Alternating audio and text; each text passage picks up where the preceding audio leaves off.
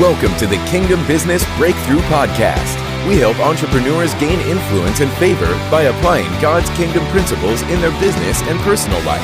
Welcome your host, Derek Tye. Welcome back to another episode of the Kingdom Business Breakthrough Podcast with your host, Derek Tye. And it is almost February. Oh my gosh, I can't believe it. 2020. And this episode is going to be focused on goals. So most people set goals maybe in, December or even January. And since the month of January has pretty much passed us already, a lot of people had set New Year's resolutions and goals, and maybe you've kept them and maybe you haven't. But I think now's a good time to revisit what's working and what's not. I don't know about you, but I actually am a big goal setter. I set goals every year, and then throughout the year, I actually read out loud my goals every workday when I come into the office. Some of those of you who have read my book may have kind of read in the back of the book. I actually have my prayer that I read out loud every day that covers me and my family and my properties and my businesses and my relationships in prayer. And then I also, every day, I read out loud affirmations. I've got one that I love from Igniting Hope, Steve's Daily Declarations. If you haven't read those before, those are pretty awesome. And then I also read out loud the goals that I have for my life. And, those do change over time. But today we're going to be talking about goals and why set them and what we're supposed to do. And, since this is a Christian kingdom business podcast, we're going to talk about those in relation to working with God for your goals. So just to catch you guys up a little bit, I hope you had a great New Year. I hope you had a great holiday season, Christmas. And I know me and my family, we had a lot of fun. We got to spend time together. And I may have mentioned on the last podcast I was writing a book. The book was finished in the first draft version, and it was sent out to a bunch of real estate agents that I respect around the country for their comments and feedback. And I've been really blessed to get some of that feedback and comments back so far that they liked the book and they had some changes and some suggestions and some additions to make. So I'm really excited to be launching that real estate book. That's going to be, the working title right now is The 7 Levers of Real Estate. And what's really cool about the book is not only am I dispelling the 16 years of working in the real estate business down to 7 kind of main leverage areas for a real estate agent to become a great real estate agent, make more money, build a team, that kind of thing.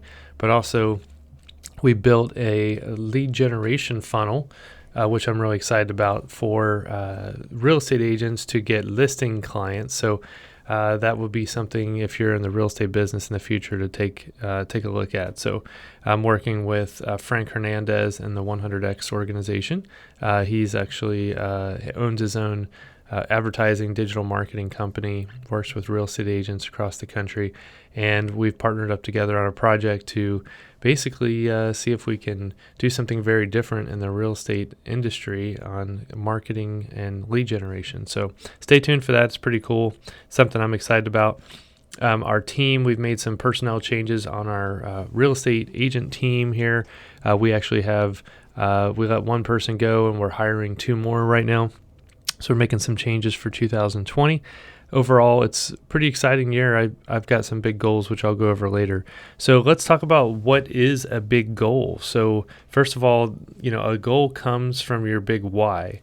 This is how you know you've accomplished something, is if you've got a big why in your life, something that's driving you forward, or you might have several big whys. Maybe it's to get your family out of poverty. Maybe it's to get your family healthy. Maybe it's to accomplish something personal for you. Maybe it's to eradicate some kind of a disease that you know about if you're in the medical industry. There's a big why that's basically out there. For me, and I read out my personal mission statement every day, and that is to basically to build and serve other people so they live up to their God-given calling and live life to the fullest. So I just love working with people, whether those are clients of mine or teammates or other vendors, partners, strategic partners, that kind of thing. So to help them live up to their God-given calling and live life to the fullest is my big why. And then how do I break that down? Well, first of all, you want to make sure your goals are ambitious. If you're doing something that's just barely out of your reach, then you might not have to stretch too much. Basically that might be one of those goals that, God doesn't even really have to help you with, so to speak, because you might have just done it on your own. So I always tell people you want to stretch a little bit more than what you think you could realistically be able to get. And then the dream or, the why should be a little scary. Like Linda McKissick is an entrepreneur that I consider a mentor, and she says that goals should make you wet your pants, that they're so scary. So depending on your, how big of a dream you've got, it might actually scare you that much. The dream might also make other people laugh. That's when you might have a big dream, right? When people are like, yeah, that's not even possible. Ha ha ha. Well, maybe it is. You can also do more than you think you can do. So, each year I try to stretch myself a little bit more, not just financially, but also with, buying investment property and, building businesses, adding teammates, giving big goals to my kids, that kind of thing. So I like to have goals in each area of my life: a spiritual goal, family goal, friends and business and health and finance, personal. Those are all areas that are important to you. And personally, I would come up with a goal in each area. The goals really should be something that you want, not something that someone else is dictating to you. So I hear people like, well, my dad always wanted me to do this, so I'm going to do this, or my mom always wanted me to do that, or, I've always been, told I should do this. So I would say knock some of that out and ask God, what do you want for me in my life? And remember, there are no unrealistic goals, just unrealistic timelines. So, if you think you can accomplish something someday, then see if you can do it in 5 years and then start breaking it down from there. So why set big goals? Well, there are very few successful entrepreneurs and leaders that didn't start their journey with a big goal. And then I think this also breaks down into accountability. You can throw a goal out there and maybe you don't even write it down. You don't tell anybody about it. But if you're stating a big goal out loud, if you're speaking it out loud, if you're telling friends or family or business partners, then they will probably ask you about it. So how's that going? And that kind of creates an accountability loop. A big part of goal setting is also doing that with an accountability partner or a coach or a mentor or friend. So I definitely recommend doing that. Or someone, if you are in a company, someone that you report to. Also, focus is important. So you don't really want to just have these shotgun goals of everything and then not get anything done. So make sure you know exactly where you're going in a specific area. I would also recommend too, if you're setting goals, I would ask the most important question about the goal is who. So as entrepreneurs and crazy independent people, a lot of times we tend to think of what or how as the first question. So you say, I want to own 5 rental properties. Okay, the first question we go is, well, how am I going to do that? Where am I going to come up with the money? But the more important question I would probably ask is, who should I get involved with in my life to help me achieve this goal? And maybe it's a mentor, maybe it's a coach, maybe it's a, someone that already has 5 rental properties or 10. So that would be one several years ago. And I keep like a dream board that I kind of write down my future vision of my life. And I wrote down that I wanted 5 rental properties. And this was, 5 years ago. And I didn't have any, by the way. And so in the last 3 years, my wife and I purchased 3 rental properties that we fixed up and that are rented now on Airbnb and VRBO. And then just at the last minute in 2019, we had another real estate agent that I respect and admire here in the community said, hey, are you still buying up rental properties? And I said, well, I'm not. The timing's not great for me, but what do you have? And he said, well, I've got this great property downtown Loveland. It's literally on the main street. It's a 2-family, and, I think you'd be, a great investor to buy it, finish the project. So it was in pretty rough shape. Half of it was completely gutted out. So, and the bottom half of the unit was completely outdated. So we agreed to purchase it. I partnered up with a couple who's in my life, a contractor named Victor that I've been using for about 20 years. and basically came up with a plan. And by the first week of January of 2020, we had our fourth and fifth rental units, and so it fulfilled a goal of mine that I've had, at least for 5 years.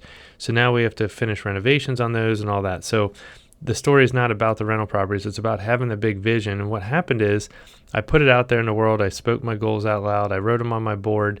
And then, it just so happens that, that's what has come down the road. Now, it took a lot of work and timing and, God's grace and opportunities and money and all kinds of stuff. But, if the vision wasn't there, if the goals weren't there, if the big why wasn't there, I tend to believe that probably that would not have happened. So we talked about what's a big goal, why set the big goals, how to measure that. And then finally, let's talk about the how. Like, how do you set goals?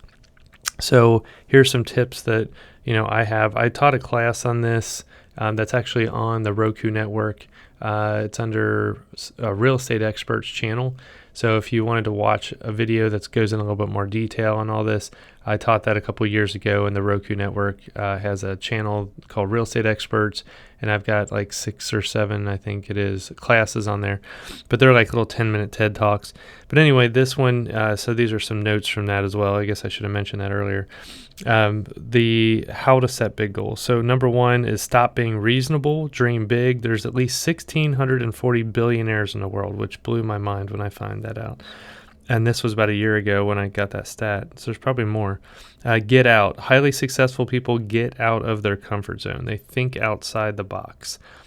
Chunk down your goals from someday to 5 years to 1 year to 1 month to 1 week to today to this very hour. I think this one's huge. If you've read the One Thing book by Gary Keller, he talks about basically this exact same principle. Basically, you take a goal and you keep chunking it down. So let's use the investment property example. So in 5 years, I want to own 5 rental properties. Well, then the obvious, let's break that down to 1 year. Well, in 1 year, I should probably own 1 rental property. That would be logical, right? And then you could break it down to a month. What do I need to do this month so that in the next year I have 1 rental property? Well, maybe your first month goal is this month is I need to have saved a down payment of at least $10,000. Let's say the rental property is $200,000. You're putting 20% down, so you need to save up $20,000 just to buy the rental property. And let's add another $10,000 in there for expenses, closing costs, another $6,000 or so. Let's just say it's $36,000, just to make it easy math for 12 months. So if your goal in 12 months is to have $36,000 in savings so that you can buy this first rental property, you can say, well, it sounds like I need at least $3,000 a month saved. So my 1 month goal might be to save $3,000 toward my rental property. Well, then you break it down to a week. What do I need to do this week to get me to my $3,000? Well, maybe it is I need to work an extra shift at work. Maybe I need to sell something. Maybe I need to take a class on real estate investing. Maybe it's to this week I need to have met with 3 real estate investors. Then we break it down to today. What do I need to do today so that in 1 week I make that goal? So then you break it down again to this hour, and you time block. So you're not going to work on this goal every hour, but maybe you work on it, 3 hours a week. So then you're going to break that down as well. So that's kind of how you chunk down a goal. And then, basically you can start, and then if you fall behind in the year, you're going to have to make that up if it's important to you. A lot of people, they throw out a goal, but they never actually do anything about it, or they just kind of partially work on it. And then at the end of the year, like, well, I didn't hit it, so I guess I'll scrap the goal. What you have to do is accelerate it. So if you still want to get it done in 5 years, now you got 4 years to get 5 properties, if that makes sense. Okay, so the next thing is, how to set big goals. Stop being reasonable, chunk it down, own it.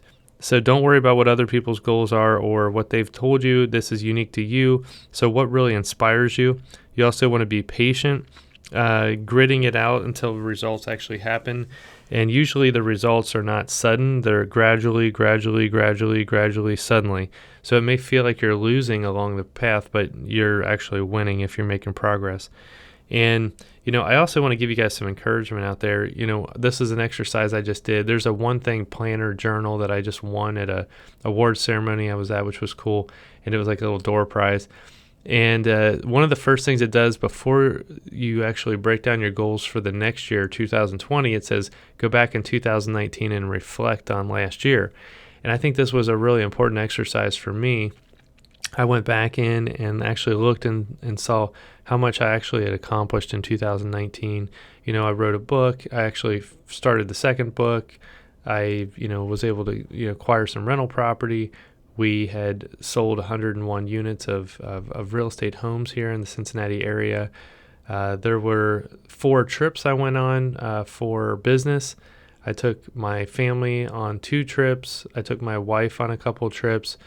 And we were able to do some things around our farm, building some fences, clearing out some brush that was pretty intense amount of work. And we sold our old primary home, made some money on that, and bought a new home and had that renovated. So those are all things that we did that were basically big accomplishments. So why am I mentioning that? Well, a lot of times we run these goals and we're like, well, man, this sounds so hard. I don't know if I could ever achieve that. But when you look back and see what you actually can get done in a year, I wanted that to encourage you to go, wow, I can do this for 2020. That would be amazing. So I want you guys to also think about one more concept before I leave you today, and that's micro goals. So I was having a conversation with somebody here a couple weeks ago, and they were saying how important it is to set big goals, but also don't forget about the micro goals. And I had never really heard this before. And what they were saying is when you're in the moment, when you're in conversations, when you're in the day-to-day, don't forget to set little goals. So, for example, I was at dinner with my family the other day, and I realized that nobody had their phone out. Everybody was talking, and we have 5 kids and my wife. So this was like a major ordeal. And it was like a little tiny goal of like, it's not like going to show up on some spreadsheet or any kind of like, award ceremony. But my 5 kids and my wife and I actually had an engaging conversation, even if it was for 10 minutes, without having phones on, without having the TV on. And it was like that little goal of like, wow, that was pretty cool. Another one was with the 5 kids and my wife. It was a weeknight. Everybody was in bed on time. Everybody had turned their phones in that was supposed to turn their phones into the kitchen. My wife and it was 10 o'clock and everything was in order. Like there was no drama, no fighting, like everything actually had worked out. And I'm like, goals, like people think of like, hey, I need to make $1 million. How about like everybody is in peace and quiet and healthy and we're actually in the home? And another one I can give you with my kids, which was really fun. So for Christmas, we usually don't my wife and I don't buy each other expensive gifts, but usually there'll be like something like that we really want throughout the year, and maybe we'll kind of use Christmas as an excuse to get it. Well, I had actually bought an arcade machine, like an old school 90s California Cruisin' USA, like the sit-in driving game system for one of my rental properties. So we do Airbnbs, and I wanted people to have this awesome experience of having a free arcade system to play. So while we're there at this guy's garage, we found this thing on Craigslist. He had some other machines there and a pinball machine. And one of the things I saw was a 1976 tribute pinball machine. And it was actually from 1975 is when it came out. And I was born in 76, and this game was the bicentennial edition. So it was 1776 to 1976, and it was all themed in American red, white, and blue, and Daniel Boone, and all the cool things that America's done in 200 years, the pinball machine. And I made a deal with the guy to get both the pinball machine and this arcade machine for $1,000, and they both worked. So I thought I was really winning. So I had the one, we put the one into the rental property, and then we took the pinball machine and we brought it into the house. This is right after Christmas. And would you believe, now my kids are into all the Xbox and Nintendo and Switch and Wii U and PlayStation 3 and all the online games and everything else you can imagine with 5 kids from 7 to 18 years old. Would you believe they've played this pinball machine every single night for a month with me? Like, so they're like, Dad, and I hear the machine choon, choon, choon downstairs, and it gets me really excited because it's so old school. It has no digital anything. But, it's like we're talking about goals. It's like, so when I went down the other day, and here's my 3 boys, 13, 16, and 18, my oldest 3, and we do a 4-player game on the pinball. And it was like, again, these are like micro goals. Like this isn't like something that I would have ever put on some kind of dream board. But here I am hanging out with my 3 teenage boys. We're just talking. We're just playing the game, having fun, laughing, giggling, who can get the best score. And it's been like this little gathering spot, and it's almost like the boys know that there's it's kind of like this little moment that we can all share together, even for 20 minutes or 15 minutes. So I guess what I'm going to encourage you guys with today is, I love dreaming big, and I'm a, if you guys come to my office here in Cincinnati someday, I'll show you my dream board. I've got dreams and visions and all these things I want to buy, and, all these business plans. But I also don't want you to forget about the micro goals in life, like the little things that don't seem like they ever would show up on a success list, but they mean so much to me, and that my heart just, I'm just sitting here just thinking how awesome that is. So I'm going to leave you with that today. The prayer I have for you is that you ask the Holy Spirit to show you what are the big things that you could achieve or that you can achieve together. And then also ask him for the little things too, like give him the little desires of your heart, just the little moments of time, the time with your wife, the time with your kids, the time in your business where you have those little wins and you're like, oh my gosh, I'm doing the right thing. And I would also the one thing I didn't mention earlier, I want to tell you is don't be afraid of failing. I think so many people I don't want to do this because what if I fail? What if I lose money? And part of my story in the book, The Lord's Prayer for Entrepreneurs, I talk about a lot of the things I actually lost a lot of money doing. But it's like, you can either have, revenue or you can have life experience, but you're going to win. Like you're actually learning, growing. You're teaching something, you're not going to make that same mistake again. So don't be afraid of setting a goal and then saying, it didn't work out. And the other thing I heard today from another podcast I just want to remind you guys of is that, God gives us kind of like a free license to do things that we want to do in the business world. So he's not saying you have to be a doctor or you're never going to succeed or you have to be this. He might give you a desire, a spiritual nudge that you're into some kind of industry. Like for me, it was real estate. And I've tried other things that I thought maybe were good, and they didn't work out. But I don't think God was mad at me. He didn't punish me. It was just, I thought, I'm going to go try this other thing out too, and it didn't work out. Don't be afraid to step out of your comfort zone. Don't be afraid to partner with God and say, hey, God, I think you're leaning me this direction, so I'm going to take a step of faith. And if it doesn't work, then God has this great way of redeeming things, the 8:28 Romans blessing. It's like all things work together for those who love God and are called according to his purpose. So don't forget that. Don't forget that God really, truly loves us. He wants the best for us, and he's a good God, and he wants to give you goodness today. So I'm going to leave you with that. You guys be blessed today. If there's anything that we can do for you here at the Kingdom Business Breakthrough Podcast, send me an email or note. Please share this with anyone that you think needs some encouragement on goal setting this year. And also I would encourage you to subscribe to the podcast if you haven't done that already. Sharing and subscribing are the ways that the algorithm works now with Apple and podcasting. So that's how they know if a podcast should be ranked or not. So I do appreciate everyone that's listening to the podcast on a regular basis. And thank you for sharing and subscribing. You guys have an awesome day, and thank you. Thanks for listening to the Kingdom Business Breakthrough Podcast. For more resources to help you grow as a kingdom entrepreneur, go to kingdombusinessbreakthrough.com. If this podcast has impacted you, be sure to subscribe and share with a friend. He was and is to come, the Savior, Redeemer, the Father, the Son. 'Cause the Spirit is on me, a fire within, Creator, sustain, beginning.